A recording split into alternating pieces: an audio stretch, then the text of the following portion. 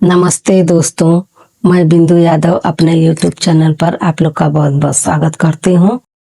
आज मैं एक लाचारी गीत लेकर आई हूँ, आप लोग सुनिएगा। चैनल पर नए होंगे तो चैनल को सब्सक्राइब कर लीजिएगा और वीडियो को शेयर करिएगा। नीका लागे हमके बबुल कैदा तू अनिया हो, नीका लागे हमके बबुल कैदा तू अनिया हो, जवन बीच काटो ना होला छोटी ना नदी, जवन बीच काटो ना होला छोटी ना नदी। नीक लागे हमके बबुल कैदा तू अनिया हो, बबुल कैदा तू अनिया हो, जवन बीच काटो ना होला छोटी ना नदी।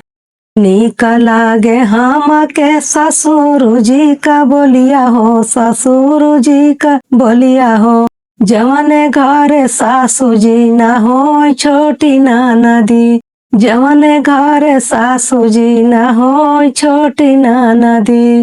नीक लागे हमके ससुर जी का बोलिया हो, ससुर जी का बोलिया हो, जवन घर सासू जी ना हो छोटी ना नदी, जवन घर सासू जी ना हो छोटी ना नदी।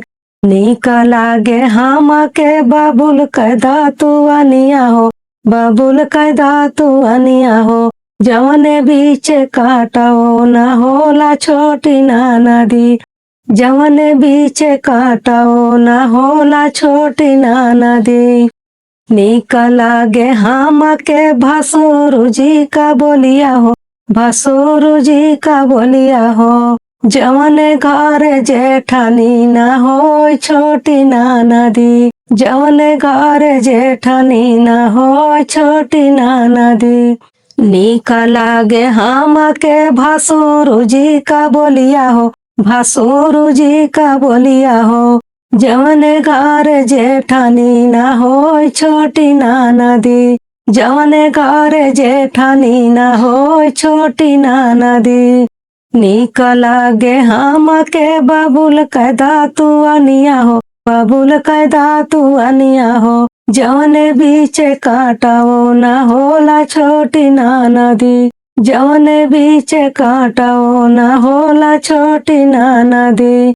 नीक लागे हमके देवर जी का बोलिया हो, देवर जी का बोलिया हो, जवन घर देवरानी हो ना हो छोटी ना नदी, जवन घर देवरानी हो ना हो छोटी ना नदी।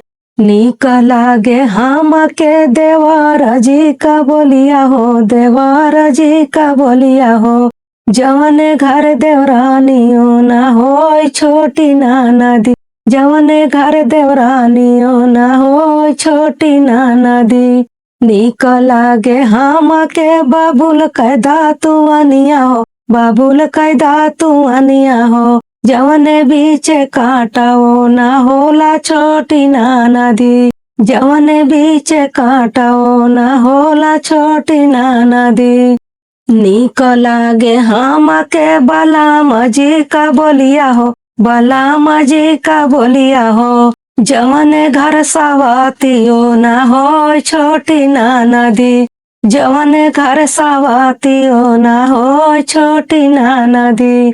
नीक लागे हमके बलराम जी का बोलिया हो, बलराम जी का बोलिया हो, जवन घर सवातियो ना हो छोटी ना नदी, जवन घर सवातियो ना हो छोटी ना नदी।